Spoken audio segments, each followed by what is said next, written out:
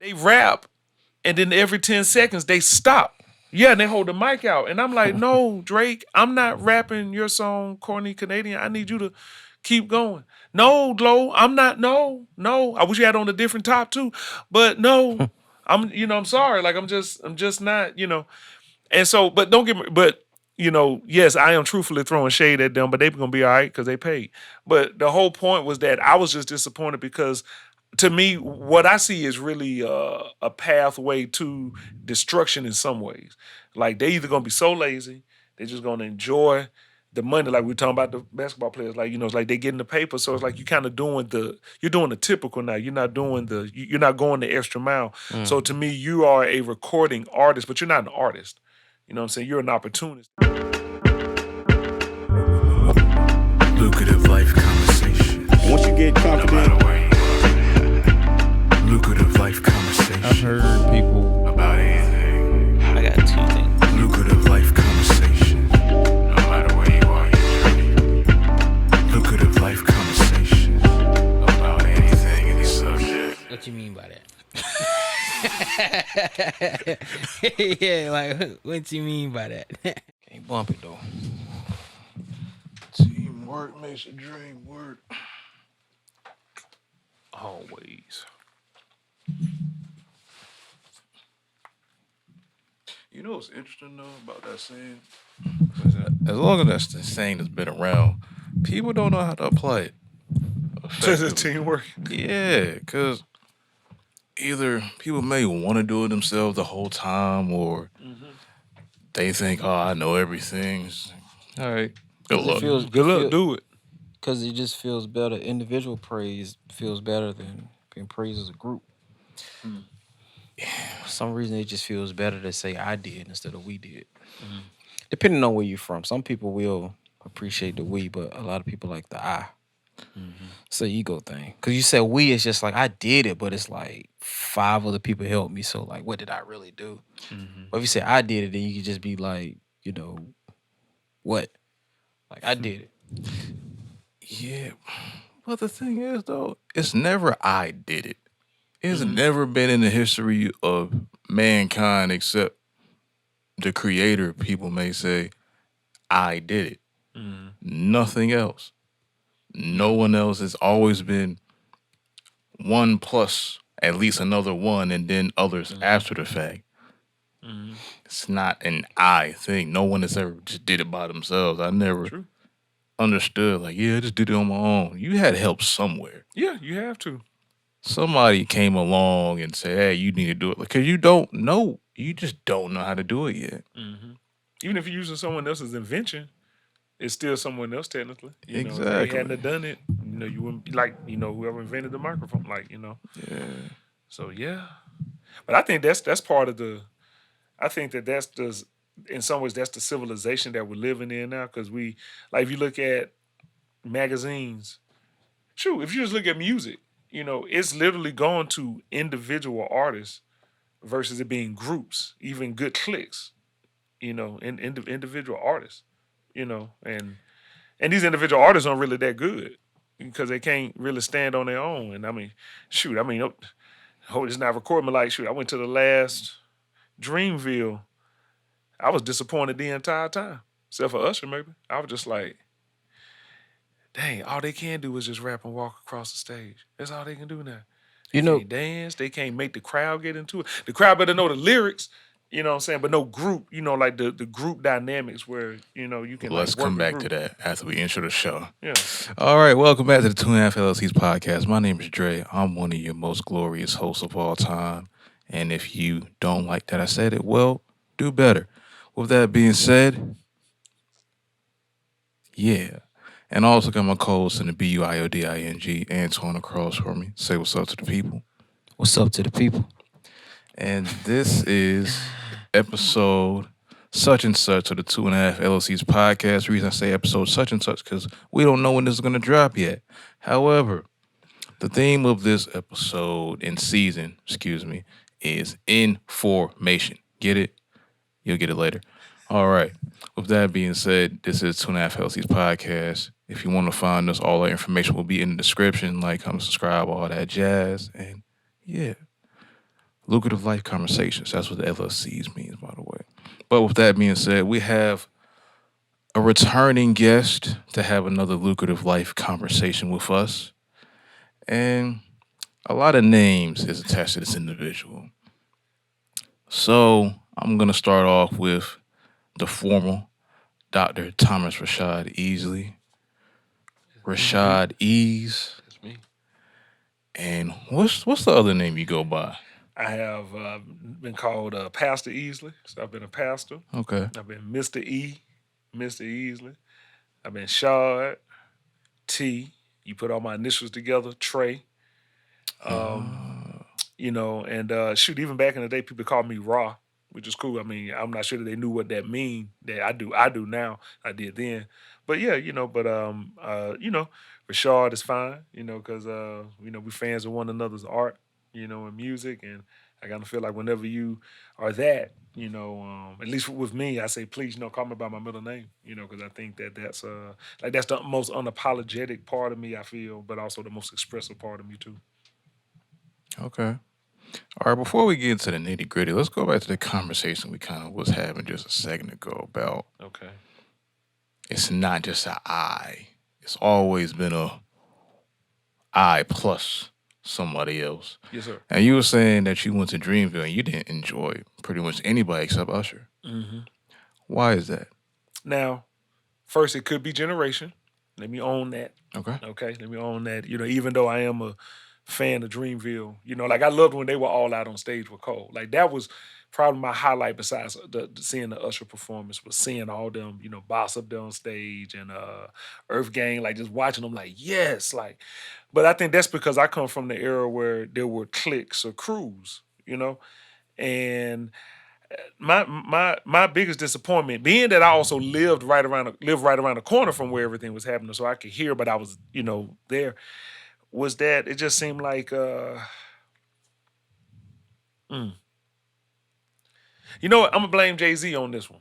Yeah, Oh, I'm gonna blame Jay-Z on this one. whole front and center. Now let me explain why I'm blaming Hove, even though Hove wasn't there, and it's not his fault. When he brought out that when he did the Black album, you know, when he retired the first time, because I'm sure he'll retire at some point, maybe later on down the line. He don't need to, you know, he's still doing his thing. You know, but he comes out on stage, got Memphis Bleak on stage, and he starts doing big pimping. Only problem is the crowd is rapping it, not him. And, you know, and don't get me wrong, I get, you know, like you that bad or you that big that the crowd can rap your lyrics for you. But for me, now this is not now talking about him. Now I'm just kind of just backing off of that. But I'm looking at their influence. And to me, when I see many artists do it now, to me, that's a sign of laziness. Like for you to get on stage, I came to see you. Okay, you came to perform for me. No, you didn't come to see me. You came to perform for me. That's your job. So is it the Walmart self-checkout thing? Like I came to buy you, but now I got to check myself. Now I got to out? check me out. Yeah, that's exactly. what it is. Yeah, you know, I like going to the people and going, doing the checkout and conversation every now and then. But Yeah. you know, I also want you to have a job, so I don't want to go to this machine and do it myself. That's how I feel when I was there. I was just every solo artist, you know, most of them I should say, it's like to me they didn't have a show. They just had a set. What about my boy Burna Boy? I heard good things about No, Burna Boy was the. Oh no, okay. So let me step back. He did, and he puts on the show. I mean, I saw Yeah. him like Madison Square Garden. No, Burna Boy gives you a show, but see, also, where's Burna Boy from? Nigeria. Somewhere in Nigeria, I Okay, think. boom. So I think that's the other thing. Culture. When coming from another country now or a different continent, same other continent from our origin, but coming from there, I think that they have more of a respect for the art form and the performance. And when he's on stage, he's moving and dancing and Yeah. moving with me. So it's like he doesn't necessarily have to have a crew with him because he's going to give it to you alone. Same way Bob Marley did back in the day with a band. Bob Marley still gave you a show. Same way Patti LaBelle does now with a band. She still roll on the floor. You know, these other folks, they rap and then every 10 seconds they stop. Yeah, and they hold the mic out. And I'm like, no, Drake, I'm not rapping your song, Corny Canadian. I need you to keep going. No, Glow, I'm not. No.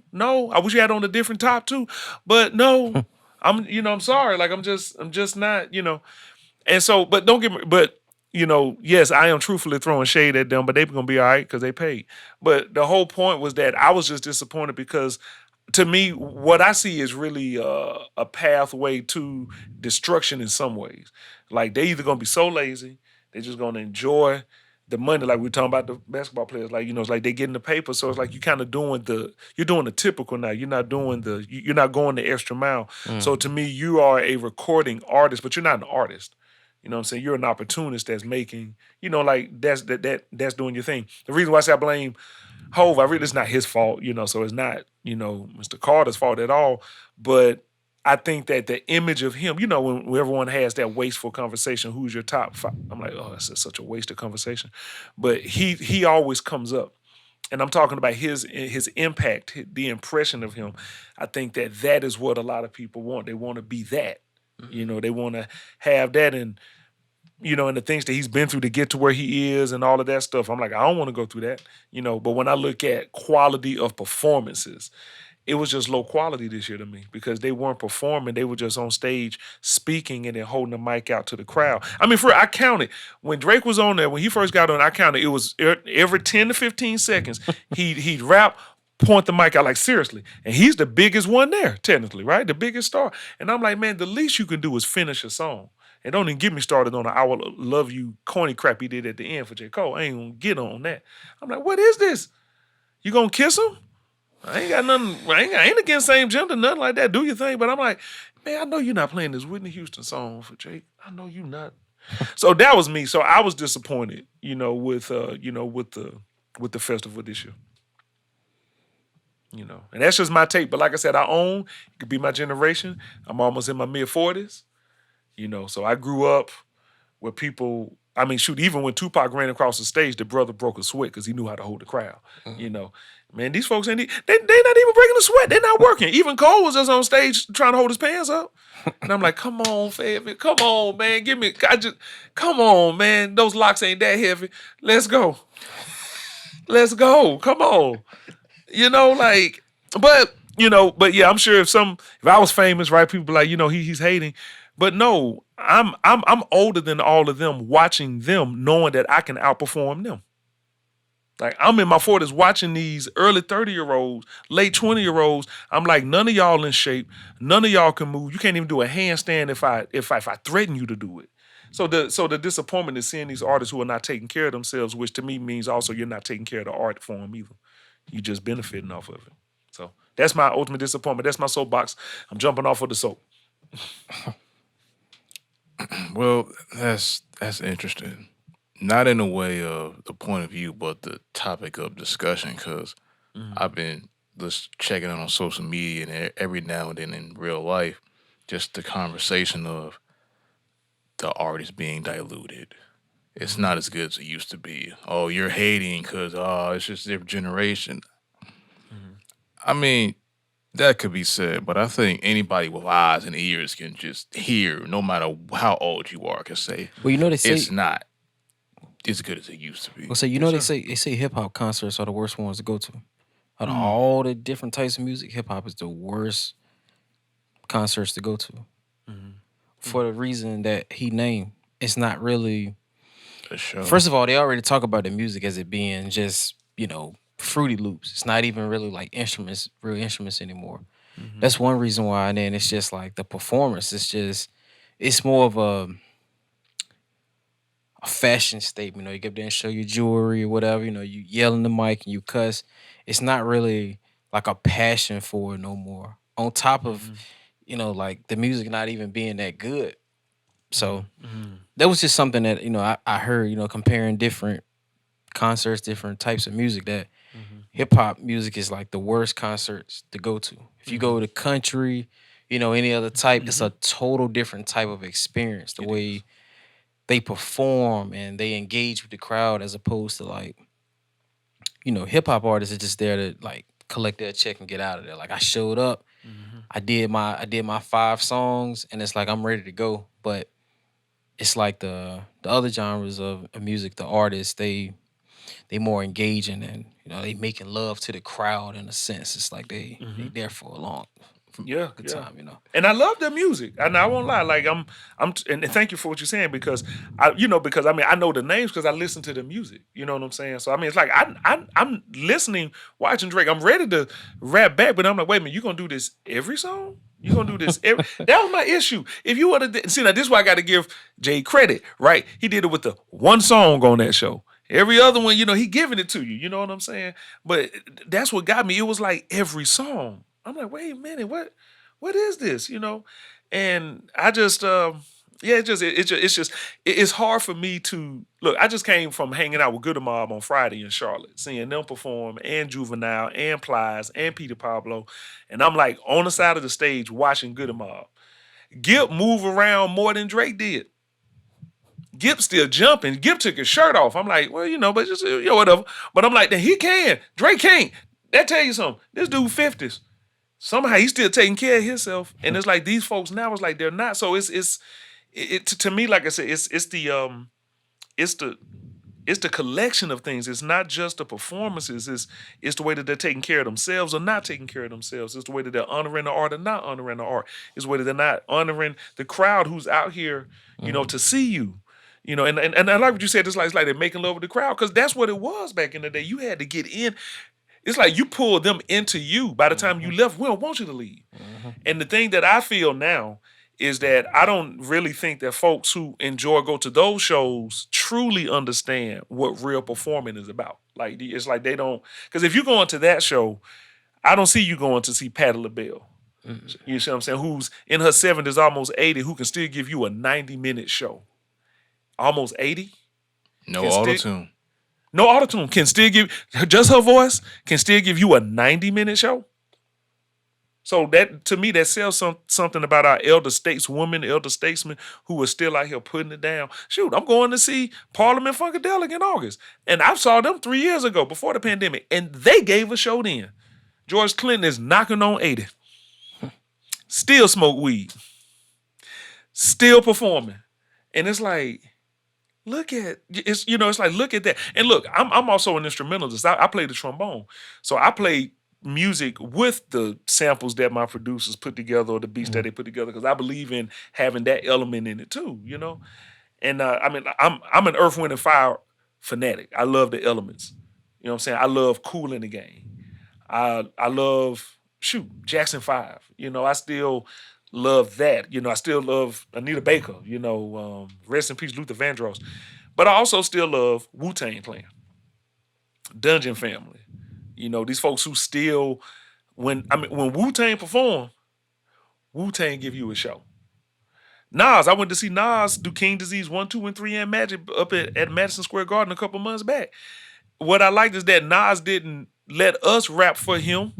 He rapped every song. Matter of fact, I thought he was going to do the whole King's Disease in order because he was going 1, 2, 3. He was just performing the songs in order. Me sitting with like 6 other people, we blown away. We like, is he really just going to go down the line? Like not mad at it. Like, does he really know every song on the album? Then he jumped to King's Disease too. And I'm like, then he jumped to Magic. I'm like, wait. This man's not playing. Then he gave us King Disease 3. Then he mixed it up. Then he got off the stage. Then he came back and gave us the 90s to early 2000s show and did the old stuff again. I'm like, see, that's what I'm saying. I don't think that this young group now is full of performers like that who give you the show. I didn't say there aren't none because I'd be lying. I know that there are, like folk out there. Kendrick gives you a complete show. And I do think J. Cole gives a complete show. But anyway, I'm on the soapbox again. My bad. Whether you use Dial or Dove, I'm getting off the box. Let's say. I think it's kind of per se. It's a lot of stuff that people do, but the barrier to entry is lower. As far as when you go to country, when you go to R&B, real R&B anyway. Well, anyway, in other genres, there's a higher barrier to entry because most of those other genres, you have to have instrumentalists to help make the productions to those music. You can't just sing on 2 tracks you download off the internet and go off. And do a show off of that. That's not how it's gonna work for the other genres. Rap today, at this time anyway, you can just download a beat, rap, no matter what software, have a setup for about under $100 at some times, maybe around 200, and boom, you might have a career if one of your songs blow up. There's no coaching. There's no, I've been rapping for about 5 years, or it's been 6 months. Not saying it's their fault. That's just where we are at this moment in time. Yeah. And then you have, as they say, the more amount of people and the lower the barrier to entry, the quality goes down. It's just and as they say, as things go on for longer, they devolve, not evolve. So this why in other genres and medias you can say the same thing. It's just quality's going down everywhere. It's just it gets hit in rap so much because of the barrier to entry and how easy it is to do certain things. Yeah. No, I agree. And no coaching and no proper leads and information held down and passed from the other generations as well. And so all they know how to do is just, Yeah. hey,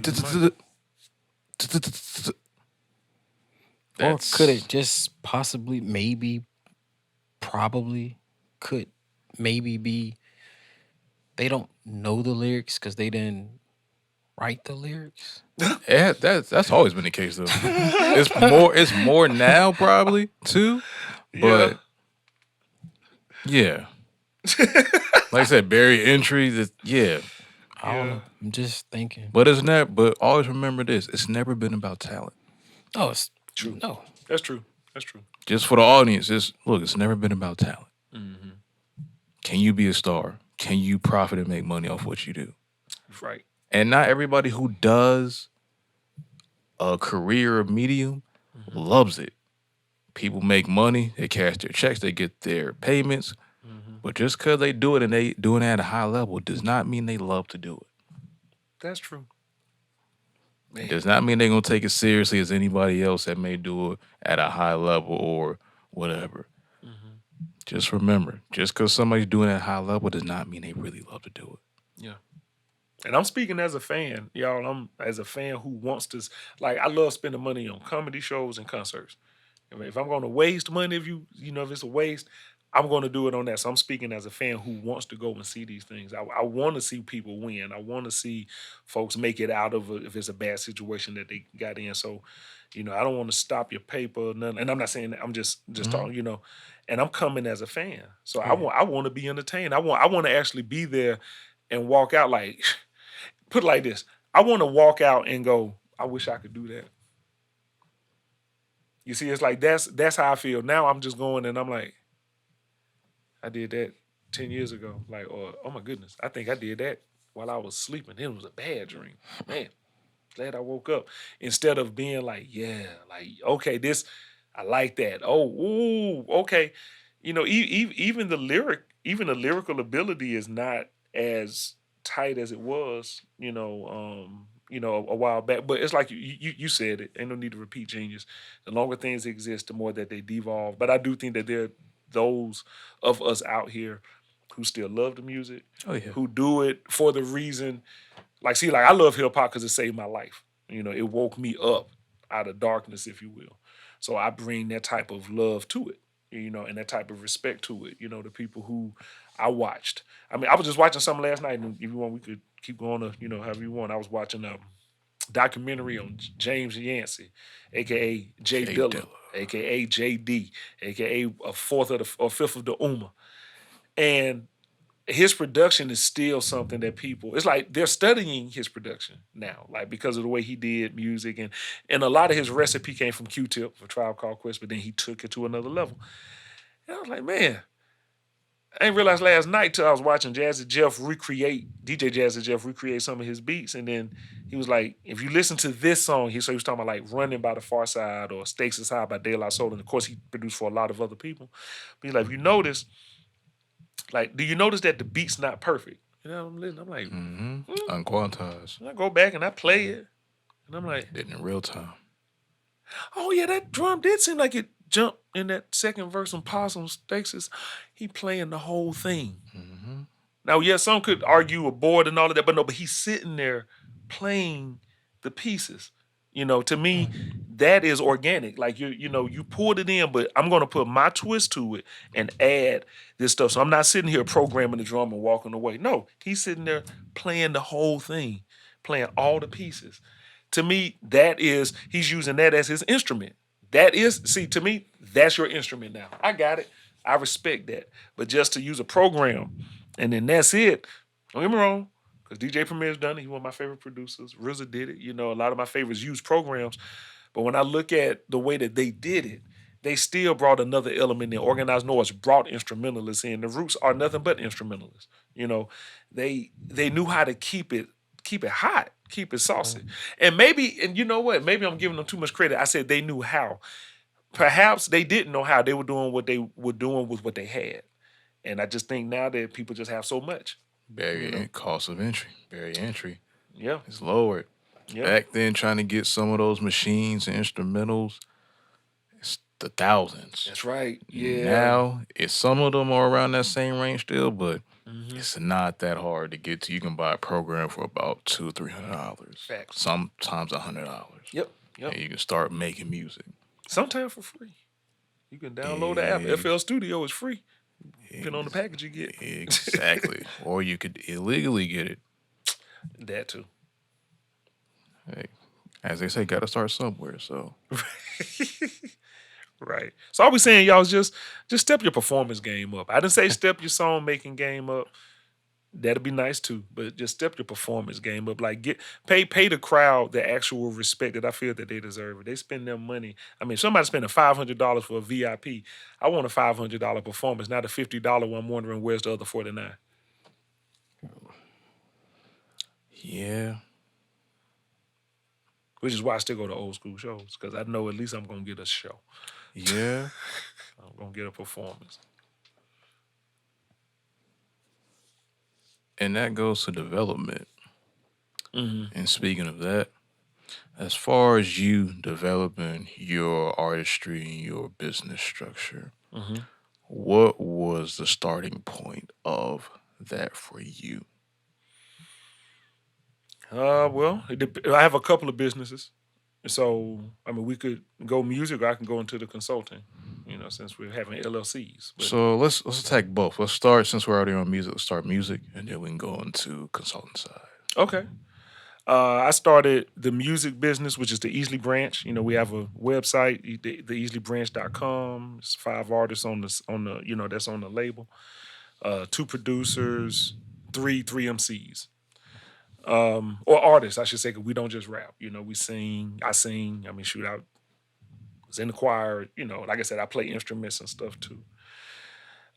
We started back in 2011, and the only reason we started in 2011 was because I was in another rap group at that time. And may the brother continue to be successful wherever he is, but his last name is Branch. That's where Easley Branch came from. My last name is Easley, and I put it together.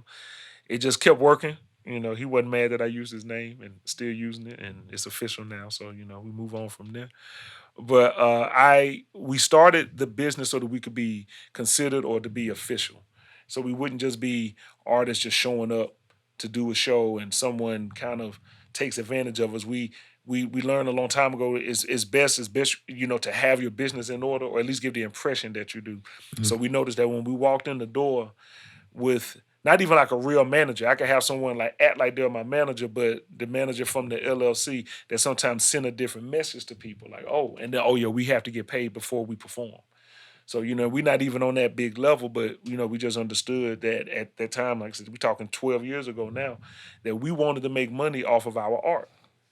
And so we watched, I have a cousin, she's in the industry. So I was hanging out with Goody Mob, backstage this past Friday, and everybody else that was there. And I took some lessons from her. I had an uncle who was a civil rights activist, so he was kind of famous, so a lot of famous people came around him. So I got to meet like Brad Jordan, a.k.a. Scarface, Chris Bridges, a.k.a. Ludacris. Like, I got to meet these folks and ask them questions, how is it that how'd you make the transition from DJ to artist, or how do you go from Texas to hit, how do you do that? And I just listened to what they were saying. But the other thing that I also paid attention to was when people didn't own their stuff. Like when Tupac died, he didn't own anything. May he continue to rest in peace. I don't want to get in waking up his spirit because you got plenty of shows that can do that for you now. We still talking about him like he's still here. But the fact that he was like the biggest artist at that time and didn't own anything. So I just, from there, said, I don't want that to be me. No matter if I get big or not, I want to make sure that I get paid off of the art that I do, which we do. And I want to make sure that the people that I'm working with, I pay them, so that they're not, feeling like someone's taking advantage of them. And then we do everything, copyrights, trademarks, do everything right. So when this boxcar gets discovered and gets connected to a bigger train, all we need is the connector because we got everything else in place. And so just over the years that we just got better. It started with production. First it was taking music from other people that we didn't own to no, we need to own that. We don't need to be just downloading things offline. We need to own that. To having your own logo, okay, we need to own that. To having your own sound, okay, we need to work on that. We need to be good at what we do. So when people hear us, that they're going to really like us. And that's where we spent the most time on the artistry within the last 12 years. That's what we spent the most time on. Make sure that we sound good. That's why I had to pull the horn back out. I'm like, no, we're going to play our music. We're going to do things that people don't expect from us as hip-hop artists, even though hip-hop is still the number one genre. It's still my favorite. Like I said, it changed my life. It saved my life. But there are other things that we can do. And so we worked on the artistry. Then we worked on the business side. And the whole time we doing that, we worked on the relationship side between all of us. So there was no one's being taken advantage of. No one is, being lied to. No one doesn't know where the money's coming from and if they're getting paid. I show them everything. Like, this is how much you would stream this month. This is how much I'm sending you. This is how much, when you brought the album out, I paid you for the music so that you got paid off of that. And then I'm still in concert with you. So if it blows up, you still going to get the most because you're the artist who made it. But because you went through my company, now I'm teaching them about business. Because you went through my company, I have to get a piece too. Because it's my company that's putting you out. It's my company that paid for that video. And my company technically is me. So when you're a company of one, you better make sure that you're taking care of yourself and doing whatever you need to. And so I'm a company of one who's now become a company of five, but the leadership of one is still me. And so the Easley Branch is established now. I've opened for a few celebrities myself, me and B. That's my brother and Ron B. Godbody 843. And we have, and we're in touch with some people who folks know as celebrities and stuff like that. But I'll tell you this is another thing about being a celebrity doesn't necessarily mean that you're paid. Being famous don't mean that you got money. I have more money than the majority of most of the stars folk out here actually know about. And they don't even know about me. And I don't even work hard. I work hard. I don't have to work hard. Like I got a young man who I love him. He is the bomb, Sitch. He is Sitch Official. Please check him out. SITCH. Okay. Love him. He's a great person. He's recorded in his studio. So he's been here. And I love when I can go to his performances and love when I can go to his shows because he gives a show. He's a choreographer. He was the leader of the choir that I was at the church that I pastored years ago when I was a campus pastor. I love seeing Sitch do his thing. He's blowing up. He was just on 97.5. And he's handling business. The label he's with, I can't think of the name of him right now. But I think that they're taking care of him. Boom, and he can give you an hour to 2 hour show. Okay, now I'm not gonna get in his pocket because that's not my business. But let me just back up on things that I do know about other people. Even local talent, they'll perform for an hour, 2 hours. They walk out of their club $300. I do a lecture for 15 minutes, walk out at least $3K. And that's not a brag. I don't look as old as I am. I've been speaking for a long time. And like I said, that's not a brag because Bill Clinton, you got to pay him $125,000 just to walk in the building. So that's nothing. So there are places, I'm sure Barack Obama's making at least $150,000, $175,000 just to show up and speak. Mm-hmm. He has no more debt. If he does, it's his fault. It really is. I'm just saying, Michelle Obama. You see, so what I'm saying is that there are people out here And then this is me talking to the artists. There are people out here who are actually making real money because they know how to, and they don't have to break themselves and sell their souls to do it. And that's the point that I was trying to make. But that's no comparison to me, to my brother who I was talking about. He crushing it. He doing his thing. That's me speaking as a 40-plus-year-old now who understands that if you're an artist, you better have another way of making money. Having what they call an evergreen account. You need to have your money coming from at least 3 different places. I prefer 5. And that's at least for me 5. And then you do, and your art becomes like my art. Like I don't do music on the side. I make music. I do music. Most people know me as a diversity professional. Most people know me because I worked in the Ivy League. Most people know that was where I say, I love for people to say all the names, and then I say just call me Rashad, because each one of those names comes with a paycheck. Each one of those names is a business. So I may not be on J. Cole's level, but I don't have to be. The institution he graduated from hires me to come and do a lecture, so I'm good. I told a guy 2 years ago who I'm no longer working with, he had to learn a hard lesson the way he was kind of behaving. He's recorded in the studio too. We were talking one time. We were watching Drink Champs. He was cutting my hair. And they would talk, Drink Champs, they smoke and drink on the show, I ain't mad. If I was there, I know I'd have a shot at least, what I mean? Well, maybe 3 or 10. Anyway. But no. Everybody, keep the poison out of your body, but I'm grown, I do what I want. So anyway, we're watching the show, and it was around the Tory Lanez and Meg Thee Stallion, drama that was happening. And I still don't know what happened. Hopefully it all, gets worked out. But my guy, he said, he was asking me about it. And I said, well, I'm not really sure what all is going on. And he said, man, Doc, you got to keep your ear to the street, bro. You got to stay on top of things.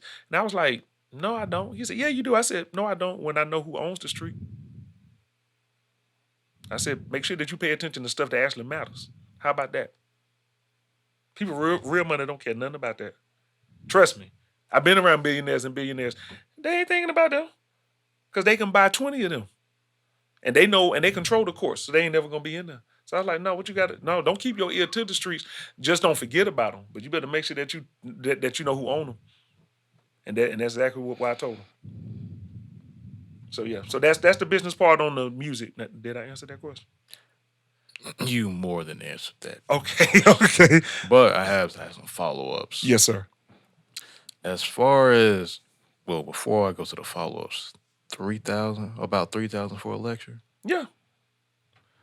Okay. And I'm telling you, I'm not bragging, for real. And I'm not literally saying that's nothing. No, that matters to me. Okay, no, that matters to me. Okay, that matters to me. All right, and the more it matters. But what I'm telling you is that's actually a small number. Yeah. When, like I said, I mentioned you can't get the former presidents in for at least, you can't get them nowhere without 125K. That's at least. That's just for them to. That's literally just for them to. Just to get them agree to come. They ain't showed up yet. You see, so that's what I'm saying. There are a lot of us. I'm putting myself. Thank you, Antwon. I appreciate that and I put myself in this category. This is why I'm not hating on the younger folk. I work hard for my money. I'm not gonna sit here and act like I don't work. I mean, yeah, I work hard, but I've been doing this for 20 years. So if I can't, like for real, if I'm standing out at Dreamville, if Cole would have picked me out of the crowd, for real, I could have potentially outperformed him on the stage. That ain't me dissing him. I'm just like, no, that's how much I've done this, do this, am surrounded by people who are more famous than you and who are just as famous as you. So I know when it's just like having a sermon. I'm an ordained deacon, ordained minister. You always have a sermon in your pocket. Bro, I always got a song too. Like right here, I'm ready. And I know your stuff. So you get me up there on the stage, don't let me outdo you. Because this is and that's me saying it. I hope he sees this. Yes. Yeah, I said it. Don't let me outdo you. And so when you have been doing it that long, you should walk into a room and be able to, in some ways, command $1,500, $2,500. But it don't always start there. 300 ain't bad. 500 is not bad. 1,000 is not bad. But the more you do it, you should be able to. And I remember I got a book too. So some sessions I can walk in and charge 5 figures. So you just got to know what it is that you have and know what you're willing to Be paid and know your worth. And the truth is, no one will ever pay you what you're worth because what I have is priceless. No one. So I don't do it for money. I do it for the experience and for people. I know I didn't. He didn't ask a question. See, I just started talking. My bad. My bad. Nah, man.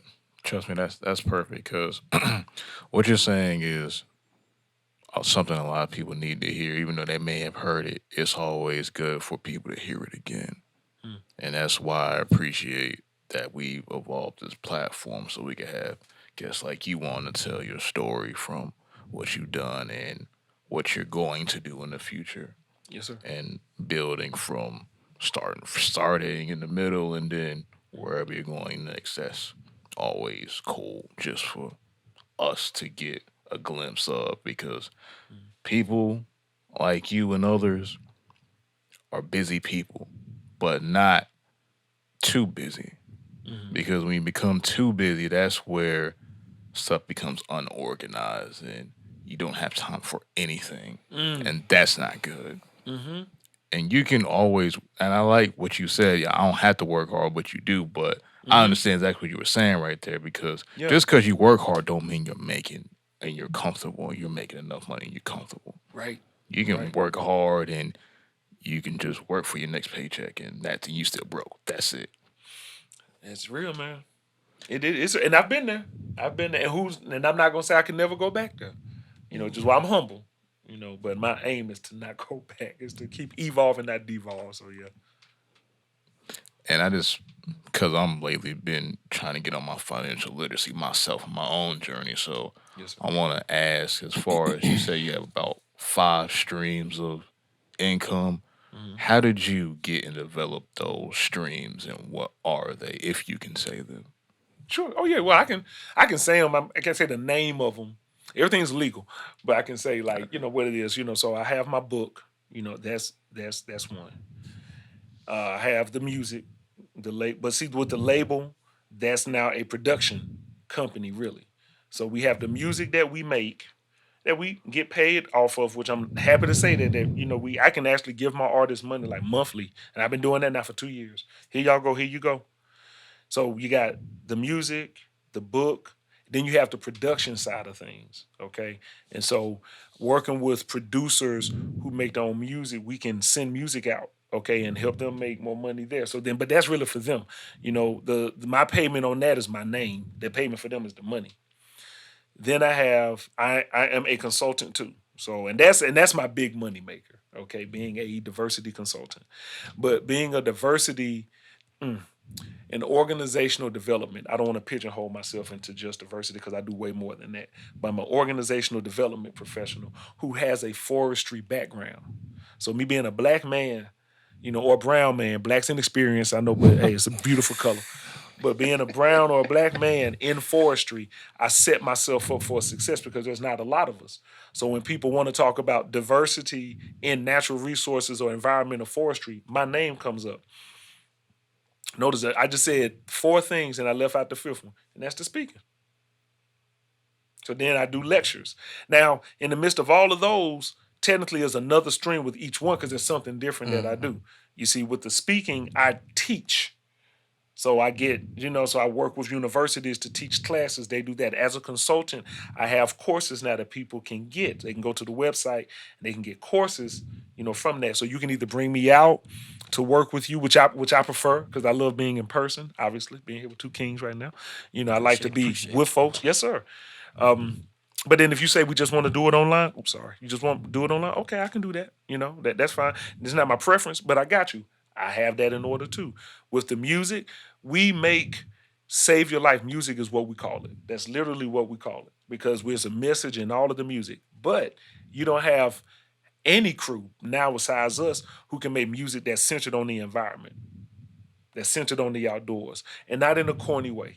So, I'm a scientist, so I know how to rap about things and teach about them in a way that will hold your interest.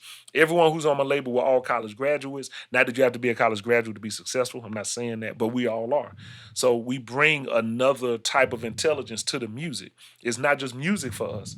We're in our 30s or we're in our 40s. So we all have careers, or like me, had a career, was able to make enough money to leave to make my businesses or my career now. And so I like that. and a couple of folk I work with are now doing that. So thank you. So that's to me, like, that's the goal. But I learned that from my mom and my grandma because they were entrepreneurs, excuse me. But I watched them. Nobody use that N word anymore, do we? But anyway, I watch and learn from them. My grandmother never needed money from anybody. She had 3 businesses. My mom didn't either. She had her boutique business, but my mom was an educator. I'm an educator. I wanted to be like my mom. And then I have more than one, so I'm trying to be like my grandmother, And if they can do that in the 80s and 90s and early 2000s, my grandma passed away 92, so if she's able to do that back then, just imagine what people can do right now with the internet, with social media, with all of that. AI. Oh, come on now. Yeah. And you can use it to your benefit. I haven't done that yet, but I'm working on that. NFTs and all that kind of stuff. That stuff is still lucrative. So yeah, so I took. Let me say this, and then because it's not a question, your part of your question, but it may be later. Passion is not enough. Passion with intelligence and conviction and intention. Now you got something. I have a passion to make music, but I got an intention to make money. I got a passion to make music, but I got a conviction to change the world by starting with my corner. So my skills are intentionally used where they are for the purpose that I'm using them for. And I don't like using credit cards. I have them. I got great credit, but I don't like using them. So I just said I need everything I have, I need to own. And so that's what I did. And that's why I started the businesses like that. And fortunately, I work with friends. So they trust me. We have contracts and stuff so that we don't get anything confused. But the truth is, we didn't start doing that until this year when we started making more money. I've been doing this work with them for like more than half a decade. I mean, yeah, half a decade. And we didn't have to have that. But I was like, you know what, y'all? Now that we're starting to go here, let's go ahead and do this so there's no question on your side, no question on my side at this point. And we can do it because there's no question. So here's what this contract looks like. Here are the parameters. Are you good with it? Does this work? Guarantees you getting paid, but you just know these other things. So, you have to know. It's great to know how you're getting paid, why you're getting paid, when you're getting paid, and from whom. And so that's kind of what I'm doing. But 5, evergreen account, 5. Now, as far as the consulting side, how did that come about? And before I attack that in full, I remember what I wanted to say before that. You figured out a way to use all of the gifts that you have for the most part and make a revenue stream out of them.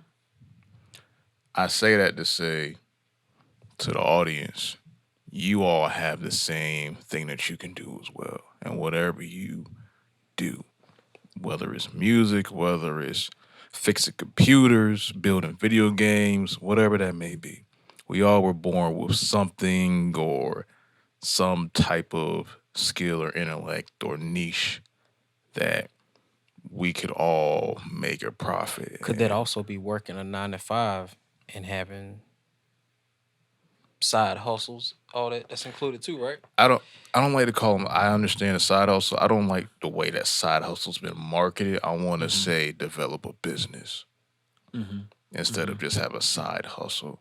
Because if you not saying you can work a 9 to 5. I mean, you gotta live somehow to start. Because no one just comes out the gate unless they're a trust fund baby with capital enough to start a business, or are able to have the foundation environment to take a risk to say, I'm not going to work. I'm just going to do what I want to do and just build from the ground up. Now, using 9 to 5 to build, that's great, but mind your business too. What I mean by saying mind your business is do what you can to build towards obtaining and owning a business for yourself. So you don't have to stick to the 9 to 5. Like he said earlier, no one's going to pay you for your worth. No one, no matter how hard you, because the harder you work, the more money you lose. It's true. You work harder, work more hours, you lose money because of taxes. That's right. Yeah. And that's a game in itself, the tax game. Yeah. So to say we all have something we can make money off of, and we have the internet, so it's literally a couple clicks of a button and boom, you can have another revenue stream. Not saying it's easy to find, but it's simple to do. As they say, life is simple, but it's never easy. I've heard that, but it makes even more sense just hearing you say it right there. Yeah. Life is simple, but it's never easy. Yeah. Well, I mean, I appreciate what Brother Antwon just said, when you mentioned, 9 to 5 and then, a side hustle, like, as you said, growing a business.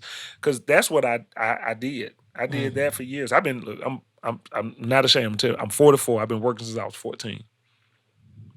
So I started off in high school. First year in high school, I had to work.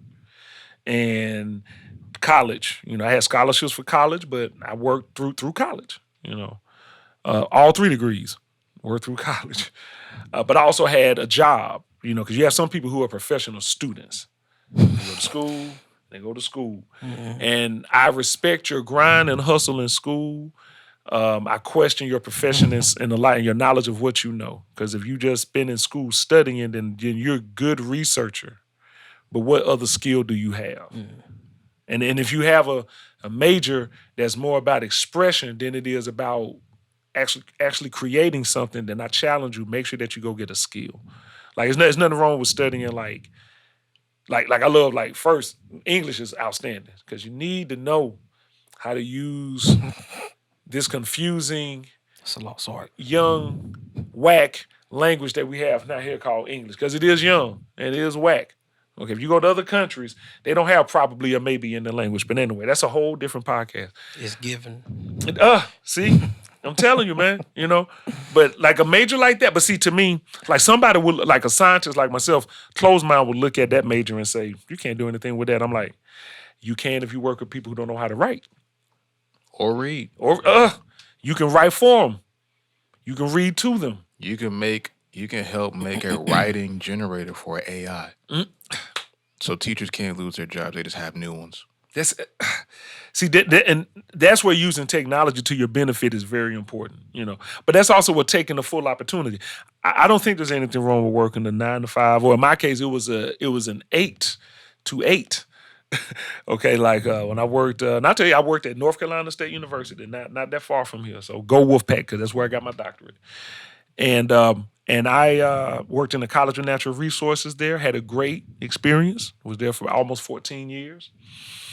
While I was there, so my job was diversity, basically. I was the first diversity director that this particular college had.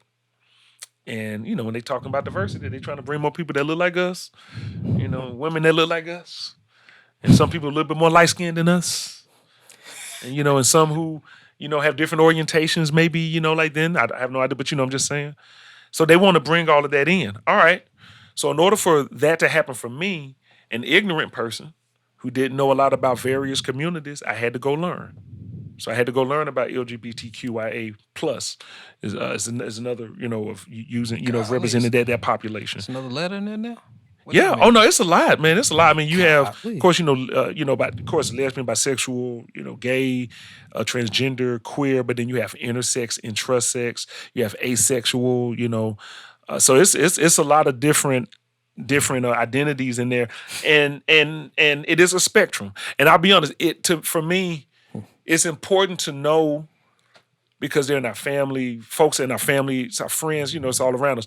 But let me just talk about the money for a moment, though. It's important to know, because there are many people out here who do not know and who will pay you to come in and teach them that, so that they won't offend someone, so that they won't say the wrong thing, so that when they hire somebody, they can interview them appropriately and not do something illegal. That's a paycheck, because people are lazy. They won't Google on their own or shoot, go to a library. I still go to one every now and then, you know. They won't go and do the research on their own. So what you really have now is a lot of people who don't know how to think on their own. You have groupthink. So people just want you to show them. Tell me how to do it. Like as a hip hop artist, I make my own music. I work with producers, but I can make my own music. So I don't have to have a producer on my label to make my stuff, but I have to make the best because my producer, Joe T, the producer, JS20,000, DJ Green, like they're like the best to me. You know, like these individuals create things that they're teaching me. The difference between me and them, minus Joe T, is that I actually am an instrumentalist though. So I can teach them about how to play, and I say it like this, real music. Like I can show you how to make it from the ground up, write measures, do the different clefs, put the notes in, know what a crescendo actually means, know what's going on in the beat when it's happening. So I can teach producers at the same time because I know music theory. That in itself is a paycheck. The majority of producers now actually don't know music. They know machinery, but they don't know music. And most people don't even know how to listen to real instruments and vocals. Oh man, it's drowning out the vocals. It's because your dumb ear isn't geared to actually hearing real music. No, it's not. And it's the music. Understand the notes, how it's really being played. And if we were playing live, music is imperfect. It's not supposed to be this, you know. So, but like that's a paycheck because there are people who don't know how to do that. So what I did, everything I'm saying to you now, I did not know the way that I'm saying it until within the last 3 years. So I won't even lie to y'all. So I'm talking about since the pandemic. The consulting started because working in diversity, and they wanted me to help recruit and bring in more black and brown people. I would have to go out and recruit, talk to high schoolers, talk to college students to come to grad school, talk to doctors who are graduating to come and become faculty. So I'm talking to them, yet they're probably majoring in something that's going to make more money than I had ever made. They are going to have an opportunity that I'm not going to have because I'm not trying to get tenure in the academic system. But the way that I spoke engaged them and made them want to come work where I worked. That's a skill right there. So then when people started bringing me out, can you come and talk to my students about forestry? Can you come and talk to my students about environmental science? Sure, no problem. And then when I got a $150 check, I'm like, what'd you pay me for? Oh, for your time. Oh, really? Thanks. So I was thankful for that. That first one, like, man, $150 or $50. I was like, wow, hold up. If that's the case, well, shoot, hold up. Let me make sure I got something for them for real. So then I started making real presentations, you know, like, let me see if I can find some pictures, put them in the slides, you know. Let me memorize my presentation, you know, so that, and memorization to me is a type of intelligence, but it's definitely not the best one. So, because you have to have emotional intelligence when working with an audience. That's why I said what I said about these performers. I'm like, you know, please, I need you to do more than just show up on stage. So, you know, 150 start turning into 300 turn to 350. Now I got to make sure conflict of interest is right because if I'm doing work with an institution, I need to make sure I'm not getting paid while doing that work and get paid on my own time. Okay, that's when business starts kicking in. All right, so what do I need to do? Now, here's another thing that you know about me, Dre. For years after undergrad, and I went in undergrad in the late 90s, I didn't sleep more than 4 hours a night. Most nights, 2. So while I'm not sleeping, I'm researching. How do I start an LLC? Okay, maybe I want to do an S Corp. All right, what all do I need? So I'm using the time. I'm reading multiple books. Okay, how do I start a label? What do I need to? What kind of paperwork I need? Oh, wow, that's a lot. Okay. All right, let's see if I can get it together. So those times, those nights when everybody else is asleep, I'm up trying to create. Fast forward, because that was like, say, 2008. We fast forward to about 2017. That's before I went and started working at Yale, before I became a dean up there. At that point, I was now commanding $1,500 just to walk in the door. At that point. That's before I published a book. That's before I had a bunch of published articles. That's before I also went to Yale. And for 30 minutes or an hour, have a price, you know, have a sliding scale, because some places can't afford that. I would rather be with a community that wants to do the work, that can't even afford $500, than to go talk to a corporate company that can probably pay me 10 who don't want to do it. Because remember, I said I'm not chasing the money. I'm chasing the experience. I actually want to do something. I want to help people. I'm not going to say change the world because I'm going to, like I said, I started my corner. It's not only my job to change the world. It's all of our jobs to do that. So, so I started just continue doing more lectures, and I had a business on my hands because what started happening was, and this is no hate to you, Wolfpack, because I still love you. That was like my big start. Not my only start, because I used to work for the government before that, but y'all my big start. But when working, it's like you said, working hard, it costs you more money. When working right around the corner started costing me more than it was to speak, that's when I knew something had to change. If I'm at work for 8 hours a day, and I can finish everything I need in less than 4. I'm very efficient when it came to work, and I knew my job. I made the job basically, so I could finish the job in 4 hours. So what do you think I'm doing the other 4? Still working and making appointments. Yeah, I can be there at this time. I'm checking my account. What time? Okay, all right. I get off work at 5. I got to do that lecture at 7. I can make it. So I started. So like you said, it started off like on the side. It started off like you said, starting a business. But when I started making more money in my business, then my actual 9 to 5, or like I said, my 8 to 8, I was like, something needs to change. Something needs to change. And then when I went to Yale, and definitely respect Bulldog land. They were technically the original Bulldogs, but I went to Alabama A&M, HBCU. We the real Bulldogs, whatever. You know what I'm saying? But when I got there, and I started seeing that, no, hold on, wait a minute. Let me back up real quick. I was bringing speakers to my college. So I started seeing what these speakers were making. I remember America Ferrera. I think that's her last name. She was on the show called Ugly Betty, I believe. If y'all remember, she's an actress. She's Latinx, beautiful person. And I remember they brought her to NC State. This was years ago. $27,000. $27,000. She didn't even speak 40 minutes.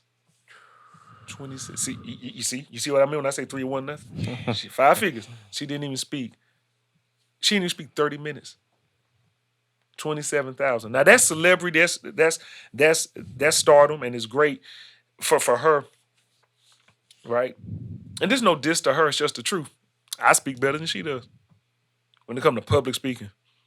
Most people get hired because they have a name. It's just like a package. You got a pretty package.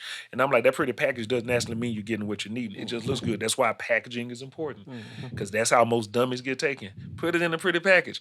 And that's why the reason I said dummies, because that's what most of the world is full of. People who just want to see and feel good versus those who want to do good. So it's easy to pass something by people. I'm telling you that. If you don't like what I said, I'm like him. You can deal with yourself. Because if it hurts, say ouch. I'm trying to tell you that to wake up and use your head. So when I started seeing what they were making, I mean, man. I remember I brought a brother from UNC. I won't say his name because I still love this brother. And what this individual makes is not the world's business. But I brought him in to do a lecture. I only had $1,500 for the budget of paying for this lecture, but his payment was $5,000. So the reason why I'm not gonna say his name is because he did me a favor when he came in for $1,500. He was like, Thomas, because you doing it, I'll do it. Just don't tell him what you pay me. I said, I won't.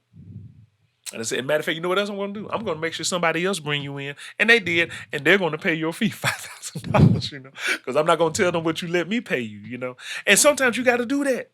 Sometimes, look, I'm not against doing things for free. I'm not, because like I said, it's not about the money, but that free thing may be a launching pad to something else. But when I saw what they were making, I said, man, I can For do you this. or somebody else. Yeah. about helping. Oh my goodness. And when it's both, it's great. Because then y'all basically become a team and we can make money together. When I saw what they were making, I went, man, I can do this. I can. I'm a great speaker. Matter of fact, a lot of people I was bringing in, I was a better speaker than them. I knew it. I'm like, did he say every other word? Did he stutter? Did she forget her points before? I can do this. Okay. And so then I started putting myself out there by every time I did a talk, I would make sure that was leading to another one. If they brought me in to do a lecture for, let's say, NC State, I would say to them, don't pay me because I'm on NC State's time. I got to be legal. Don't pay me because I'm on NC State's time. But if you can bring me in for something else that's not about NC State, or bring me in another time, I'll take an honorarium and we can work it out. So I built up a client list over the last 10 years. That's basically what I was doing. So that means don't burn relationships. That's the most important thing. Not even the money. Don't burn or ruin relationships. If you don't burn the bridge, you can always walk back and forth across it. So keep the relationships tight. Stay in touch with people. Don't disappoint. Be congruent. Do what you said that you're gonna do. Be early, on time. And just make sure that you execute. And so that's what happened. And then when I got to Yale, and I thank Yale for even giving me a shot and bringing me up there, it was like I was the rocket. I was the explorer. And it took off. I was like, whoa. Because now I became exposed. And now people saw me. And then that's when it was off to the races then. But having that business in check is so important. And that's what I learned over those 10 years. And still learning. But that's what I learned. Okay, make sure that when you walk in the room, if you don't know anyone, speak to everybody. Even if it's just, hey, how you doing? My name's Thomas Easley. How you doing, Dr. Easley? My name, that's it. I got friends. I don't need no fake friends. So just talk to them and get out the way. Talk to them, get out the way. Talk to them, get out the way. Then when it's your time to do the job, get up there and do the job. I watch so many people like I'm doing now go on and on. Don't do this when you're paid to do a lecture.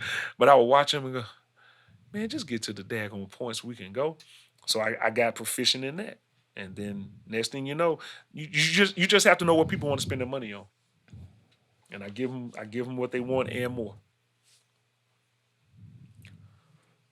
How did you develop your public speaking? Because this is a topic I've been wanting to talk about for a very long time. I just haven't had the proper person to kind of, because it's always interesting to me anyway that it's an uncovered subject, at least, well, in the bubble that I'm in and what I listen to or watch anyway. I don't see often how people develop and get better at public speaking because it's very essential. No matter what industry you're in, you're going to have to do it at some point. Right. And for example, I know somebody who works in tech and they have to present their new and upcoming designs and stuff that they're doing, but they don't know how to sell it. They're great at programming, creating it, but when it's time for them to speak, they can't sell the product. And since you're a speaker, I know you didn't become great overnight. So how did you build and develop your ways and demonstrations to be a public speaker and get better? Well, I want to first thank Alabama A&M University because I took a public speaking class while I was there my sophomore year. And then my last year, I took this Microsoft class, and I took another public speaking class. And so I learned how to present research. That's the thing, learning how to present your work. And going through the public speaking class, they teach you how to do things within a certain time frame. And then at an HBCU in particular, I just think that the HBCUs, prepare people for the world. And in some ways, it's a positive thing, but it's not necessarily from a positive place. And this is what I mean. When you come from an existence where you don't have everything, I'm sure you've heard that, fake it till you make it. So I learned that a lot at my school. Not I learned to fake it, but I learned the importance of being able to give an impression. Either before the impression is true or before they get to know you. Fortunately for me, my impressions have always been true. So I have to credit Alabama A&M. I did take classes, okay? I also have to credit hip hop because a really good speaker can fly, he, she, or they can fly off the top of the dome if they need to. So I'm good at freestyling. I can rap about almost any subject and go for a long time. So I want to thank hip hop too because that skill of going off the top of the head I got from that. And then knowing your audience, I actually got that from hip hop. Watching people perform and then me performing like I rap intelligent rap, but I would perform in clubs and bars and I had to change up the way that I would start because they don't want to hear that. Like most of the people there don't want to hear how to take care of themselves. If they did, they wouldn't be here at 10 o'clock, 12 o'clock at night drinking poison. So they don't want to hear me tell them that when they already doing exactly what my music is not about. So I have to get them another way, So I started, I knew how to rap and talk to the ladies, talk to the fellas and introduce the song, do a little call and response. I'm a pastor, so I know how to talk to people and get them to say something back to me, So then I want to thank church because that's where I learned that. I learned how to get your attention actually in church. Watching preachers do it, becoming a preacher myself. Then over the years, I created my own, if you will, style. Over the years, I just, there's certain things that I talk about. There's certain ways that I stand. There's certain mannerisms that I have. There's certain jokes that I tell only about myself. I never joke on other people or the venue. I'm not a comedian, so I'm not paid to be funny, and I'm not funny, but I'm pretty daggone funny. Most of my talks, I have people cracking up because the things that I talk about are heavy. Diversity, when you start talking about race and gender identity, sexuality, religion, politics, that stuff is heavy. Ageism, all of that stuff. So I had to learn how to talk about it in a way that made it digestible for certain people. And I'm gonna go ahead and just be honest, because I'm sitting here with two, black men. In some ways, I had to learn how to speak about hard things, in particular for white audiences, because sometimes certain topics are just too.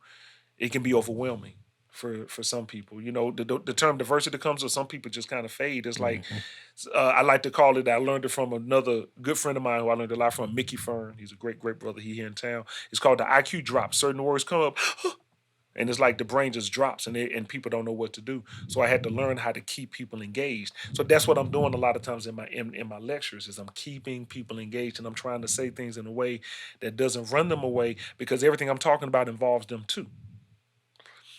And, so just add it all up. I said school or university. I said hip hop. I said church. Then I have my own experience. And of course, I've watched other people. And then I just said, all right, I can do this. And the thing that, just like performing and speaking, the thing that most of the times they never know is when you mess up. Only you know that. So don't stop. Keep going. So when I got past that, like the mess up piece and just keep it going, they don't know. Keep going. Perfection, as Janelle Monáe would say, is the enemy of greatness. So don't try to be perfect, but definitely try to work to be great. Be good at what you do. So I know my subject better than anybody else does. And being a researcher helped me with that. Getting a master's degree in genetics, getting my doctorate in education. That's why I learned that. Like, the only people who know your stuff are either the ones who did it with you or you. Can't nobody else tell you about your stuff when it's yours. When you internalized it, redefined it, and it's yours. So that's how I did it. So you're right. It wasn't overnight, but I've been speaking publicly since 2023. So I've been speaking publicly since 2000. I've been getting paid to speak publicly since 2008. So basically 15 years, so like, you're right. It's not overnight.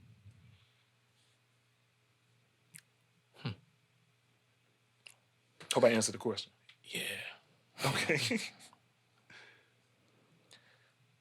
Anything else you want to speak about?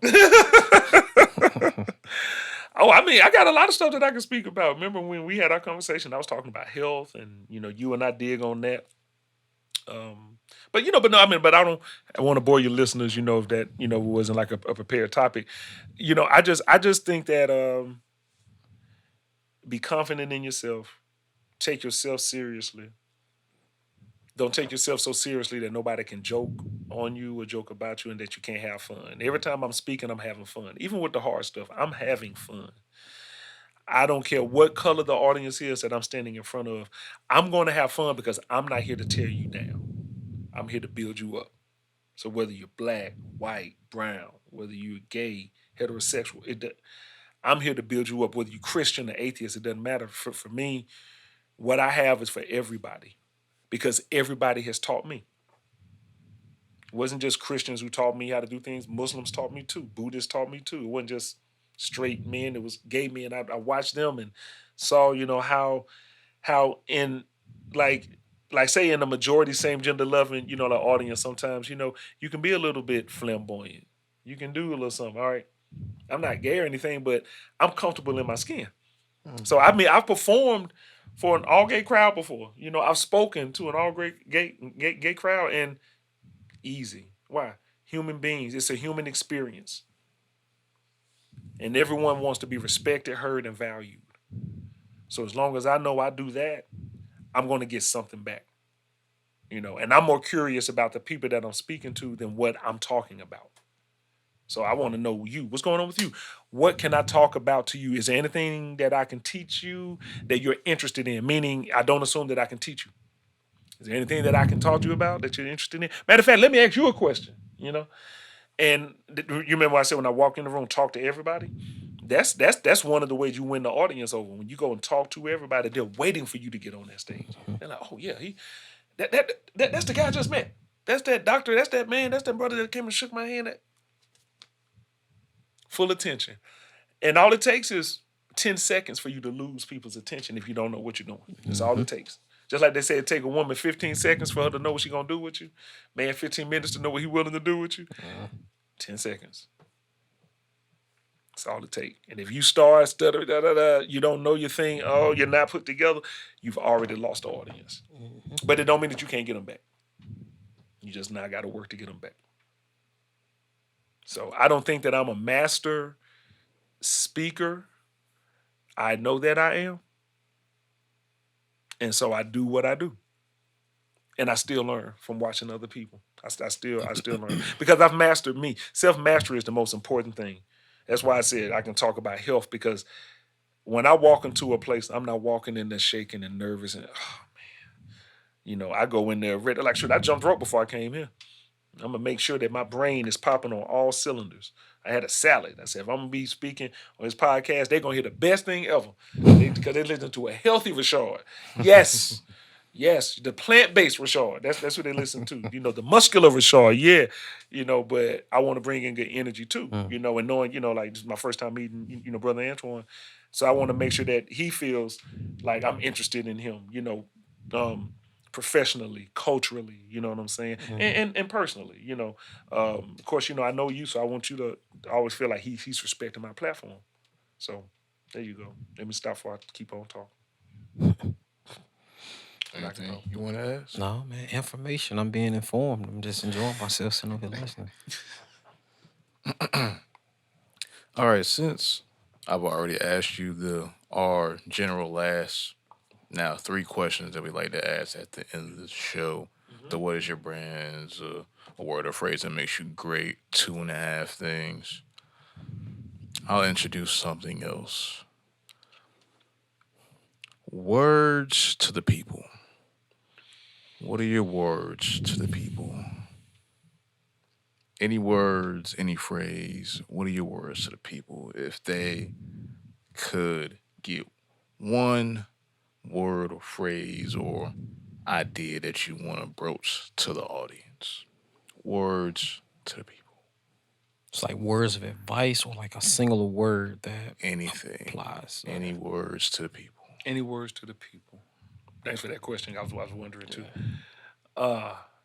See, that's the other thing, right? Someone else is asking the question. It's the same thing in my head, so I appreciate you. Greatness is one word. Because greatness is not, you're not born great, you become that. Diligence is another word. Whatever you spend the most time on is what you'll be good at. Everybody's consistent. And everybody is distracted. Because distracted is just another word for focus. And consistent is just whatever you're good at. So everyone is consistent. But are they consistent at something that builds them up, or are they consistent at something that tears them down? And are they distracted by something that takes them to a higher level, or are they focusing on something that just causes them to devolve? So, yeah, I said greatness, diligence, humility. That's real, because you're never going to be perfect all the time. I'll admit, hey, I've had shows, man, my best performances, and then the daggone record skipped. CD skipped or whatever, where we had the track going, keep going. So be humble. Be able to laugh at yourself. I'll give you a phrase on that one. Laugh at yourself. How about that? Can I give them a phrase? Yeah. Laugh at yourself. I got two. Okay. My two that I always tell anybody when they come to me with, problems and going through things and stuff. I always tell them, don't take life too serious. Because I feel like when you take it too serious, it go to my next point actually, Okay. that you take it personal. Like you start to believe that only the bad stuff happens to you. Come on. It's like you only believe it's just like, look at what is going on for that person, but look at what's happening to me. Mm-hmm. And it's like you don't realize they have the same story. They going through something too. Mm-hmm. So it's like, even when things go bad, it's just like, keep going. Don't take it too personal, because it's like life then say, you know what, today I'm going to bother him today. I'm going to mess up for him today. And I'm going to leave everybody else alone, but I'm going to get on your nerves today. It don't do that. It's for everybody, every day. So that's How'd kind you of learn that? Because you speaking from experience, I feel. Yeah, just life, just going through different things, growing up. Okay. It's kind of just, you just always realize that, every time something, go wrong, it's just another opportunity to do something great. So you never stop. But when you take it personal and you make it about just, man, it's the worst day of my life, you just keep beating yourself up. You can't, you're preventing your ability to overcome it. You're slowing down like your growth, I feel like. I embrace challenges, and like, this may sound crazy, I expect things to go wrong, and I look forward to it. Because, what's a life without challenges?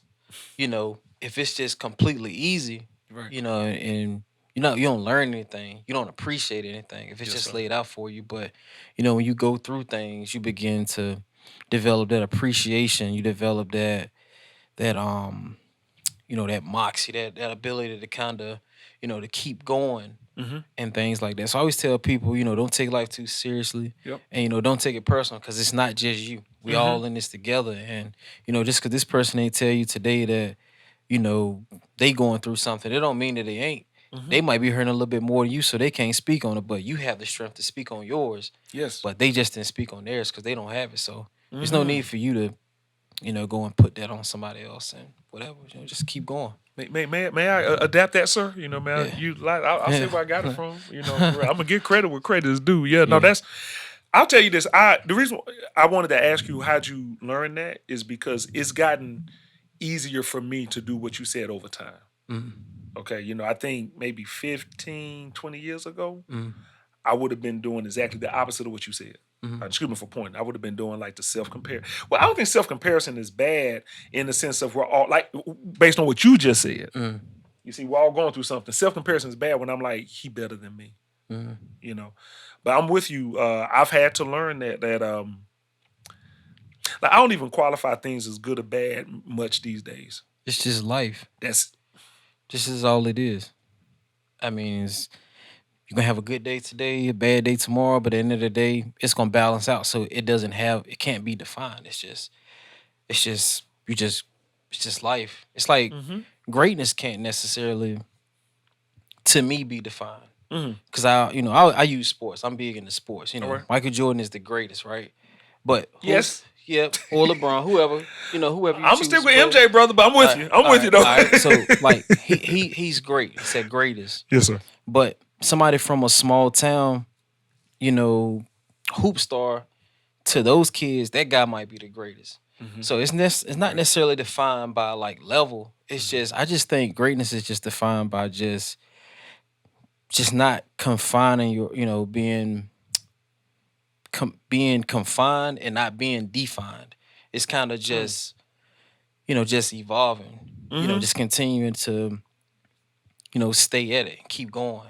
Yes, sir. That's how I look at it. Not being confined. Not being confined. And then not being defined. Not being defined. Ooh. Yeah. That's two things. All right, that's two.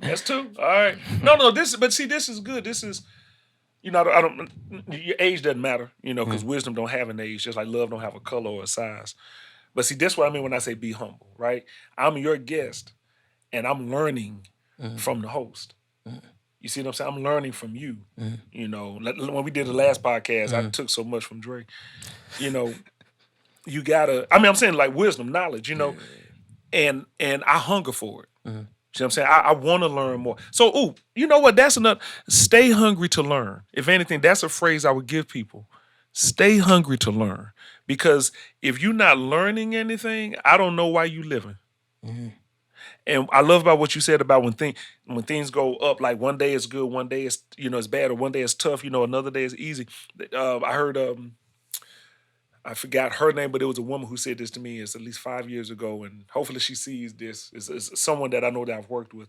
She said the spice of life is finding balance in it. She said that's what it is. I said, well, what do you mean? And she said, well, she was like, you ever woke up one day and everything was just going bad? You just felt like everything was going bad? I'm like, yeah. And she said, you ever had a day where everything's going really great? And I'm like, yeah. She said, now here's what's fascinating. She goes, what? If you back up and you pay attention to it, that bad day you were technically having, she was like, yeah. She was like, you already saw it coming. I was like, you're right. And she knows how I think. I am on the spectrum. I think like that. She said, and then that good day, she said it was coming because she said you saw it coming. She said, and sometimes if you back way up and look at it, she said some of what is good or bad, she said it's of your doing. Another way of saying it's your fault. So I was like, oh snap. So she was like, so if something's going not the way you wanted to, course correct, get back in the saddle, keep it moving. If something's going the way that you want to, keep your head, focus, don't have your blinders on. Be open so you can see everything around you. She says, but keep going, because if it's working, if it's, as I said, if it's not broke, don't fix it. So keep it moving. And I said, whoa. Okay, so what are you really saying? And then this is something that I don't believe that Calvin is a scholar, but he's a sage. I'm talking about Snoop Dogg, but I think he is a scholar, especially weed. But anyway, but even he has said it when he talked about, I don't get too excited and I don't get too sad. I remember him, I watched him on a podcast last year say that. He said, I don't get too excited. So when things are going great, which I've learned that already before I saw that, but when he said it, it gave me the language. I was like, yeah. Like when things are going great, I just got a big contract this past a week ago tomorrow. Big contract. Got a contract. That's it. It's not because it don't matter. It's not because it's not a lot of money to me. It's that if I got one, I can get another one. Mm-hmm. All right.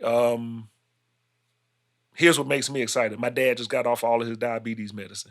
That's what excites me. Mm-hmm. When someone can reverse their condition, that is exciting. That's what I want to celebrate. You see, that is big to me. My mom can walk now by 20 miles a week. Had to get her knee replaced. Now she won that knee all the daggone time. That is what excites me. Seeing that kind of stuff. One more phrase or one more idea, and then please, we can keep on, or whatever. I want to, honor your time and you and everything. Remember when I said self-mastery? That's a term that I want to give people. Learn to master yourself. Make your whole body as best as you can subject to what you wanted to do. And there are those of us out here who have different or disabilities, so they're not in control of every part of their body, but what's fascinating is people that I've met with disabilities figure out their identity and can move a lot better than those of us who are temporarily able when they understand what they can do, when they understand their limitations. They don't let the limitations stop them. It's like they create another person. They keep going. And I'm just talking about me right now. I'm just saying we, but I'm sure you brothers don't. But I can create an excuse for why I can't accomplish something. And all I got to do is get up and turn on the computer. All I got to do is pull my phone out and make a phone call. But I'll make excuses for why I can't do it. So I haven't mastered the confidence, the belief in myself. So self-mastery, that's like the last term that I say. Master yourself. If you think that you're unhealthy, if you know that you're unhealthy and you can't get healthy, if you're financially, I was telling my business partner this, what she said? She said, I need an assistant. I need an assistant. I need an assistant. I said, no. I need a clone. I used to say that. I said, no, you don't.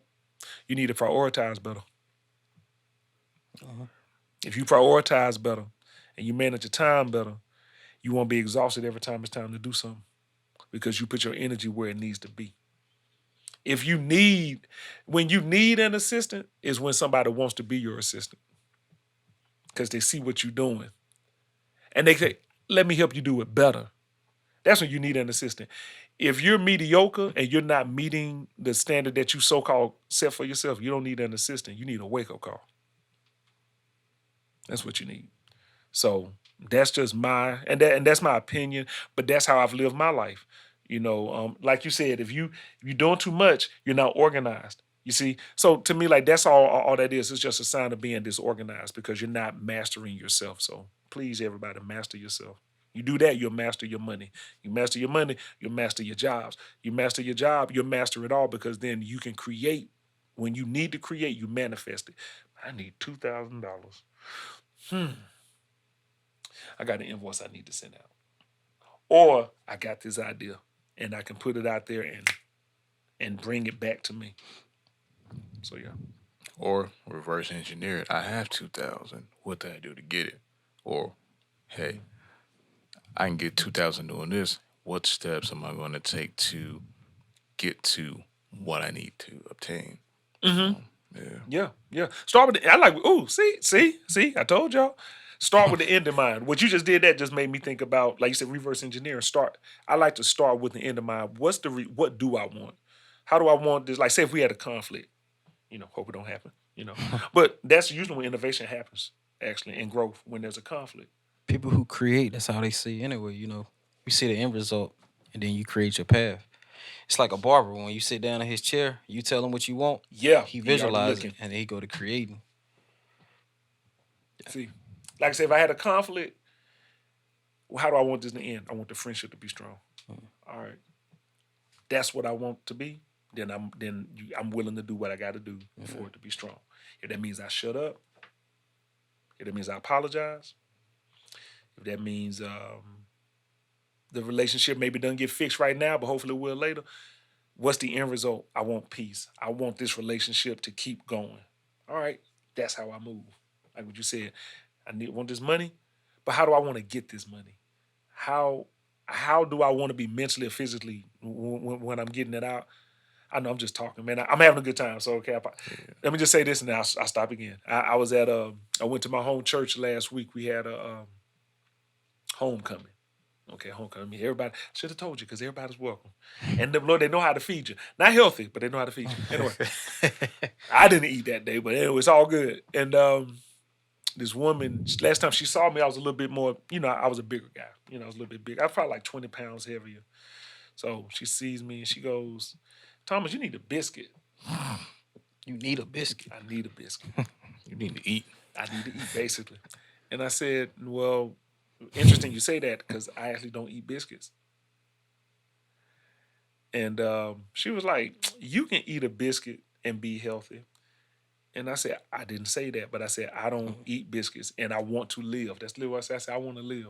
You can eat biscuits and live. I said, yeah, but you can't eat them all the time and enjoy that life. I know that much. And then she left me alone. That's another form of self-mastery. Knowing how to control your body, but you do that by what you put in it, So, yeah. I'm going through that phase in my life right now, man. Getting better at it, and because I don't know if I said this last time I had you on this, I pay attention to detail a lot, especially myself. Keep talking. So I notice how I feel when I eat certain foods, certain workouts I do, certain workouts I need to get better.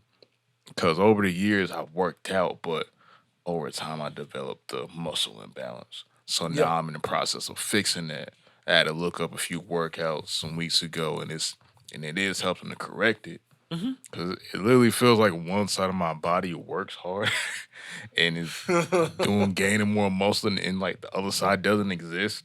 So it's like, man, but I know I'm working.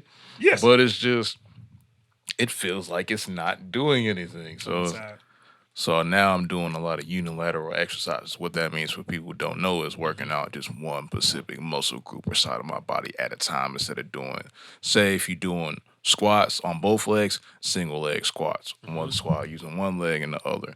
Yes. Arm pull ups. I'm not doing one arm pull ups, but just for the example, doing a pull up with literally one arm and the other, and so forth and so forth. So that.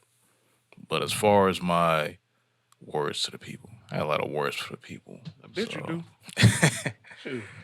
I'm gonna just start here. Money is a tool, so I know people want to make it. I know people want to try to make it quick, fast, to have their own independence. But money is a tool, and don't worship money, because when you worship money, all you're gonna do is just get caught in the circle of just repeated cycles. So it's just a tool, and it's not real. You need it to survive, but it's not real. So forth and so forth. We all want to be rich, but the goal should be to be wealthy. Because a lot of rich broke people out there because they don't know how to manage money. Can I share something with you? Yeah. Please. All right, so I be at work and I just be thinking of different things, and this is something I wrote. I don't know when I wrote this actually, but it made sense at the time. And maybe if y'all got 5 minutes or so, we can discuss it. I wrote, because you said money and it made me think. I wrote, money is three things. It couldn't be more, but this is three that came to mind. I put that money is power, right? Money is control, and money is freedom. Okay. Money is all three of those things. Okay. So it's that, because I feel like it's control, depending on how you look at it. If you look at it like the government controls it, or if you look at it like it control your life because it kind of have you go and chasing it or whatever. Yes. I feel like it's power because obviously some of the most powerful people in the world, they have a lot of say so based off of the money that they have. True. And then I look at it as freedom, because the more money you have, the more that you can do. Oh man. All right. Okay. Hold on. Please, let's talk about that. Please. Okay. All right. I don't disagree with anything that you said, Brother Antwon. I just want to add some layers to it. Because I agree with you. But I want to go back to something that you said, and then come back to that. And money technically is not real. It's the most worthless resource. Period. It's what money pays for is what's real. Like money pays for water, pays for food. We're looking at fresh screening here, y'all. Sorry you can't see it anyway. It's like I'm being entertained. Why entertaining? It pays for homes. It pays for clothes. It pays for. Okay, it pays for the studio. But what do you create in the studio? It's the talent of the people who come in. And then that talent gets heard, right? People pay for the talent. So then what it really is the talent. The fact that you are a bad producer, bad isn't good, and bad MC too, right? So when people start paying you, they're going to be paying for your talent, you see, what that you've always had. You see what I'm saying? So at least always, to this point. That's when I love what you said about money being power. Because if someone has something that I want, well, a lot of times people think it's the person with the money who has the power. I'm like, no, the person who has what they want for the money, you got the power actually, if you just know how to command it. You see, so it's like people want to hear me speak. Okay, so I got the power to, in some ways, determine what the price tag is. If I'm good with 3, if I want 5, if I want more. You know what I'm saying? If I'm good with 3 digits, okay, that's on me. That's the power that I have, but it's because I'm not broke and I don't need the money. So now that goes to the freedom part that you said. But I want to get on that part, but I want to go back to the control part now. Money is control, and I do believe that people use money to control other people. I think and I'm not clowning anyone who has a 9-to-5 or who works, because we all got to work. But that's why I meant when I said that they can never pay you what you're worth. I feel, and I'm not going to ask what you do or anything like that. It's not my business. But I know that no matter what, they're not paying you what you're worth, because, one, they can't pay you what you're worth. You deserve it, I believe, but they can't pay you what you're worth. So, in some ways, they're using that money as a form of control. To me, that's what sometimes employment is. Yeah, we'll give you enough to keep you coming back, but not exactly You see? worth. And if it was about your worth and changing your circumstance, and they had the money, if they have it, a lot of times they do, but Yeah, they have. but if they had it, right, then they would pay you so that you would be more comfortable. Mm-hmm. And what I've realized is that when people pay you for that, so you can be more comfortable, those usually turn out to be the best workers you can have Mm-hmm. because they're going to keep coming. To me, that's not control anymore. That's a relationship. Mm-hmm. You see, because I can go over and make this money, but I want to stay here with you because I like what you're doing. And then to me, that control can be excuse me for hitting the mic. It can be a two-way thing. Now, this is why I want to go about the freedom. I don't disagree with what you said, but I do think, to me, freedom is a state of mind. I think that, I've heard famous people say, I had more fun when I was broke. Mm-hmm. I get it now. I used to not think that. I'm like, man, what? Man, that's a good lyric in the song CeeLo on Thought Process. That's a good lyric, brother. Mm-hmm. Till I talk to him. And then I've watched people around him. And I'm like, oh wow, he don't know who here for what reason. Mm-hmm. And we're social beings, right? So we need like me being here with you all is gonna make me even better for my friends and my family when I get my other friends, excuse me, because I'm talking to two now. But when I get back home, because I just got something from you all. I just got this good energy and of course knowledge. And I think that for those people who are not in control of themselves, that money can become, I say this, a source of freedom. That's what I was still getting at. Source of freedom. Okay, so Yep. see, look, we're saying the same thing, Mm-hmm. and that's why I said I'm adding layers because I'm not challenging what you're saying. I'm just adding layers, but I agree with everything you said, but that's how I look at it. And I think that if people had and it's tough being anybody, but it's tough being black, in this country still, because whatever you can afford to recreate kind of tells your worth to people with closed minds in this country. So if I can only afford to go to a gym to play basketball and I don't spend time in the museum, somebody's putting a price tag on that and they're valuing that a certain way. That's why I try to tell young people, go as many places as you can, get as many opportunities as you can, and follow your dreams while you still dreaming. Because when you get to my age, you better make sure you're walking in a vision, meaning you're doing something that's tied to a purpose. I don't follow dreams now. I dream them, but I follow a vision. Like, oh, this is what I'm supposed to be doing. And I think when you can do that, you can create your freedom. Then that means you can create your power. It means you can manage your control. And I think that as long as they have us in this rat race running for the money, remember I said I value people. I run for the people. I'm running to people. And that's why money doesn't freak me out. It used to. I've been broke before, not even having a roof over my head. And what's so funny about that is when I realized that that's not the worst it could be. Yeah. That's not the worst it could get. The worst for me is when I can't walk. Mm-hmm. And that's right now. But like I said, I know people who have redefined themselves who can't walk, So that's me. The worst for me is when I can't see. The worst for me is when I can't think. Okay? That messes with my freedom. That messes with my control. That messes with my power. And I use all of that to go make that money. So once I understood that the skills is what was the most important thing, the value, the self-love, the self-efficacy, the self-confidence was the most important thing. Money became the afterthought, not the people that I make it with or from. Money became the afterthought.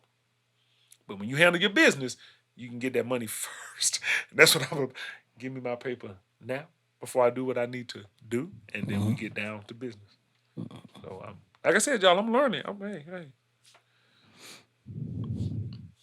Yeah, that was great. And look, let's get back to my words for the people real quick, man. More words.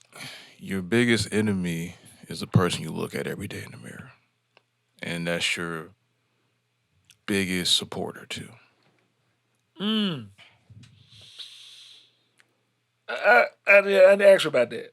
Okay, I want to ask you. I almost want to push back on it, but at the same time, we could challenge, right? That's where innovation comes from. But it's like I don't, because I feel I understand what you're saying. But does that person have to be your enemy in the mirror? Because you are the reason you can or will not be successful. Please tell me more. But I know I get it, but please tell me more for the people. But for me, I'm learning. Okay, so for example, like you said, we're all accountable for our time and how we organize things. You know you have something to do today.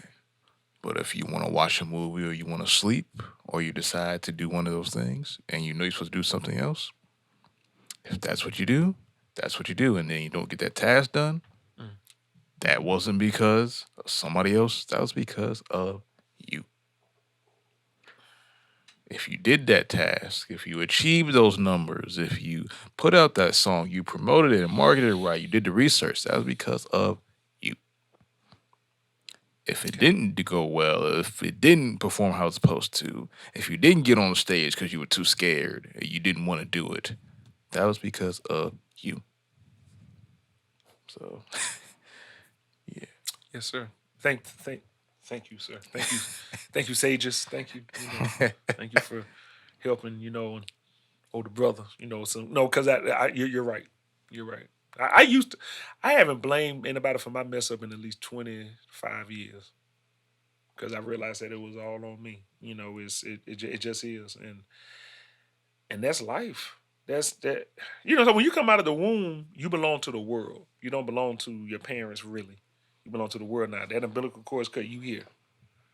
Hopefully, those formative years, you got that love and support, but you're here. So, the things that you want, you got to manifest. And I've learned that the hard way. What you just said. Yeah. Now I don't have to relearn that lesson. I hope I never have to again. Right. Who knows? But yeah. Don't lose your imagination. Because as kids, as they say, we could think and do almost anything in the world. But as we get older, we get controlled, conditioned, trauma happens. That imagination kind of goes out the window. And you're not able to make things happen anymore or out of thin air. So never lose your imagination. Because once you're able to imagine and envision something, it can and will become true. I heard an artist. I was on the podcast 2 weeks ago, and the artist, we were talking about making art. And it was me. It was 6 of us on the show, but it was me who made music. This other brother, Victor Vincent is his name. He has 2 books out, The Business of Me and The Code is the other one. And then another brother, Antwon. I'm mad I can't remember Antwon's last name. I apologize. He's out in California. He's a bad artist. And the name of the podcast is Uncle Junior. That's the name of the word, Uncle Junior with a K. And these brothers are powerful, man. Just like being here with y'all. It's powerful, just to soak up, this amazing, beautiful blackness and masculinity, if you will. You know what I'm saying? But we're talking about art on this episode. And Antwon said, when you're an artist, you're really tapping into your higher self. I was like, tell me more. I'm like, what do you mean? He said, when you're creating, if you really think about it, he said, you're creating what you already had in your head. I said, man, you're right. He said, Doc, you with your songs. But like I said, he's an art, like this kind of an artist. I mean, every show, he has one of his pieces behind him, and it looks like the person is there. Till I realized, oh, that's a painting. Like last week, he had Michael Jordan on this thing. And I'm like, how in the world did he get? Man, that's another painting. I always forget. Like, that's how good he is. Like, his stuff is that vivid, it's amazing. But when he said that, he was like, you're creating what you already see. And, once you do it out here, it becomes what the world sees. And I said, man, that's just like you're an owner of your thoughts. You're a slave to what you say. And he was like, exactly. But when he explained that about the higher self and creating what's already in my head or in my heart, and like I said, he's that kind of an artist. It took my understanding of creativity to a whole nother, a whole different place. So I appreciate you breaking that down. Don't do it for the money, but obviously get paid for what you do. But once you be great at what you do, the money will come. It's not going to be quick. You might be blessed to get it quick, but most of the time it's not going to be quick.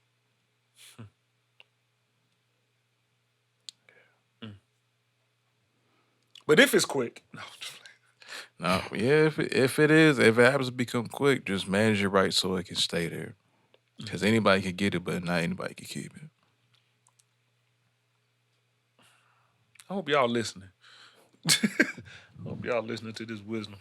And I'll say this for the last one. Your words are very powerful. So be careful what you speak and who you're speaking it to. That includes yourself as well.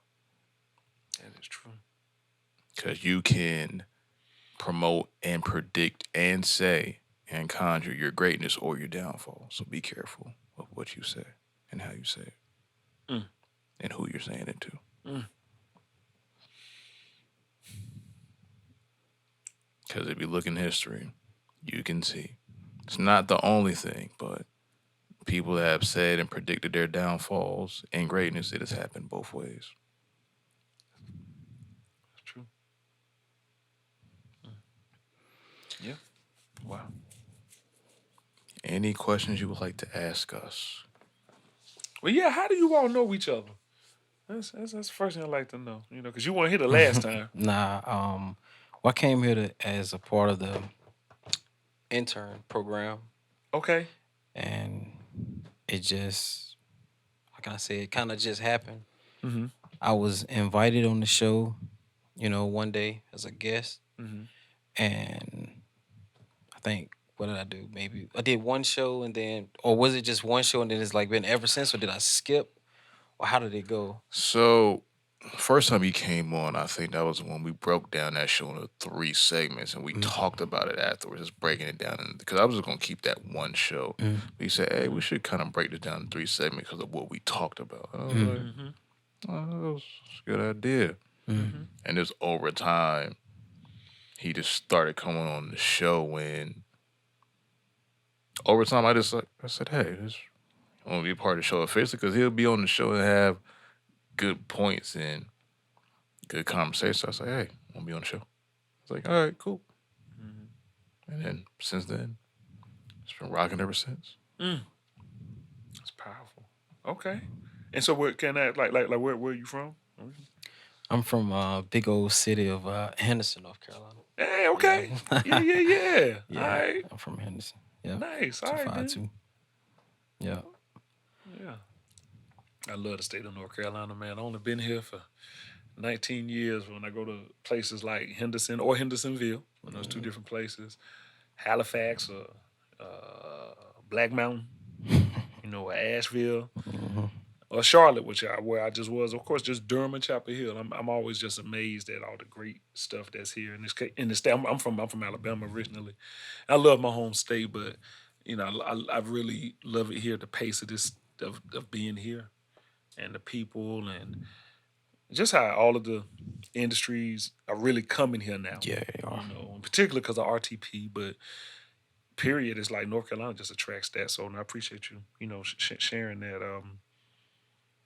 Where would you like to see? I have a question for you. Where would you like to see? 2.5. And I don't want to sound cliche like go, but I'd love to ask if you can. If you feel comfortable answering, because sometimes saying it out loud. Second time somebody's asked this question. Okay. Mike was the first one to ask that question Yeah, he was. on the show. Oh, okay. So Okay. I pretty much, the goal is to get this on a higher level. But the goal is to inform the audience that we all have a journey. I'll give you my where I want to see it Go go. ahead. But I mean, you can finish, but Yeah, you can go ahead. all right. So the reason why I came up with the, season 4, and I wanted it to be in formation. I kind of play on words or whatever. I know it's kind of weak, but it made sense. During the works. time. The reason why I say it is because a lot of times when people, ourselves and other coaches talk about Black people, they say what we don't know, right? So I said information. So if we giving you the information at 2.5, you no longer have the excuse for why you won't know, because now you have different videos and different different people coming on who know more than we know, in different fields to give you that information.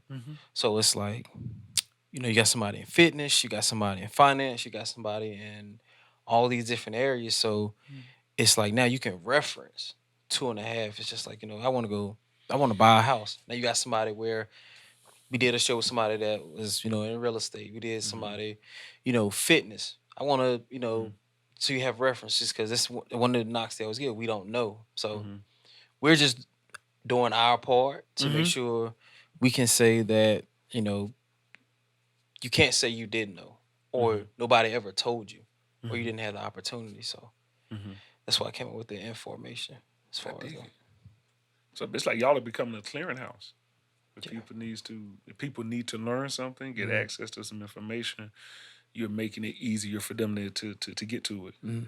That's that. that's the goal. Where it's, like I said, fitness, health, stocks, whatever it is that you kind of want to touch everything. Where it's, if you got a question about it, you kind of want to have a video we can reference and get some information from it. Okay. All right. Okay. Well, I hope that I can, contribute to, like the vision of where you Absolutely. have it going. And thank you for allowing me to be here, because that's, I want to contribute to the mission too, so thank you.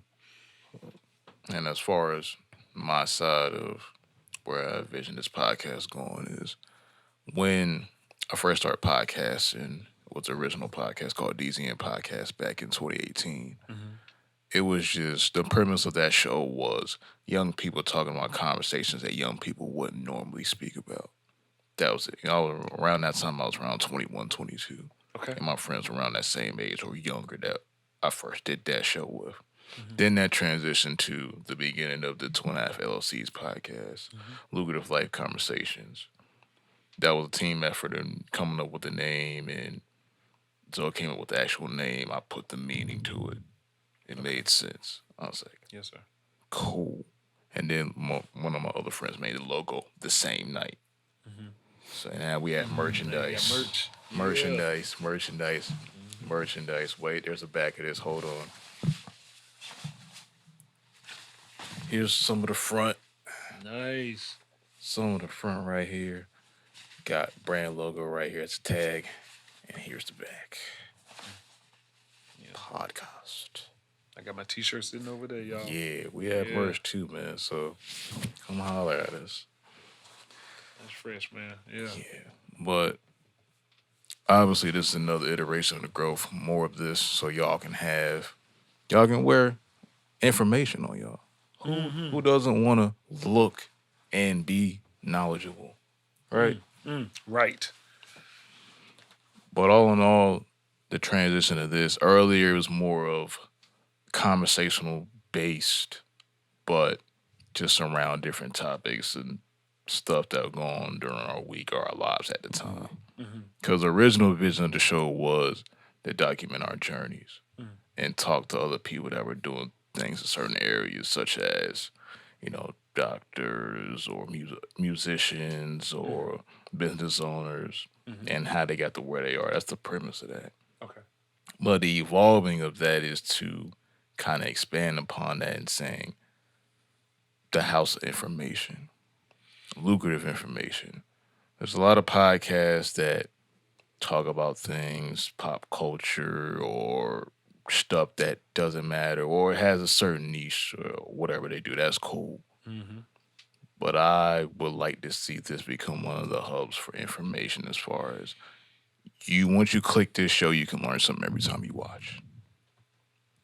And it's not just sitting here in the studio. It's we can travel to other businesses as well and just pop up at whatever they're doing and get a more in-person side of the process and the journey of what's going on. Oh, okay. And putting content out of that too. Oh, all right. I need to have you come next time I'm doing some filming there. For my for my courses that I'm doing. My consultant. I could show you all that. I record them in another location downtown, but I'd love to. Of course, ahead of time, so I can get on your schedule and have you come out. Maybe we have a discussion in real time there too. Okay. Oh. Yeah. I got to get back in here too to record. I need to get back in here so, in a minute. I still been working, but I just been working in a different spot. So I need to get back here. I really do. Yeah. Yeah. So when we get off, I'll ask about that stuff. Gotcha. Yeah. But all in all, the goal of the show is to, hey, we're information. And it's not just certain things. It's more of in person what these people do. Because, like I said earlier, we all got something we can offer to the world. And we all had a way and route of getting to the current point that we've gotten to. So, yeah. And with that being said, we appreciate you all for coming out and listening, watching, hearing, however you conceptualize and take the podcast. Appreciate you. If you want to check us out on Instagram, 212 LLCS POD podcast. That's 2.5 LLCs podcast on Instagram, on YouTube, and all other podcasting platforms. 2:1/2 LLCS podcast.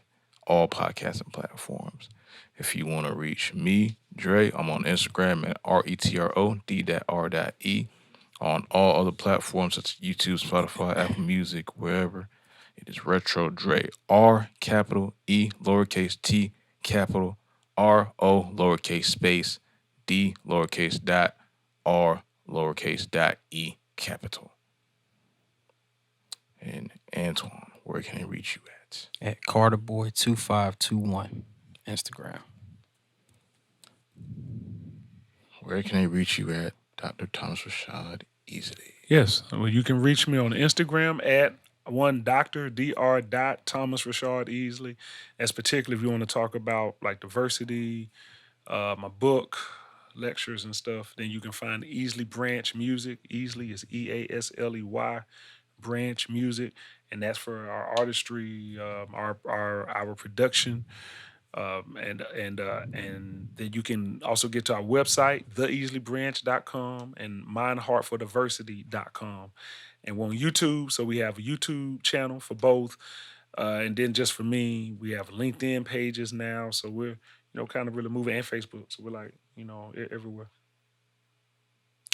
Oh, man, I got one more words for the people thing I forgot to say. It's okay to mess up. It's okay to fail, but fail faster so you learn quicker.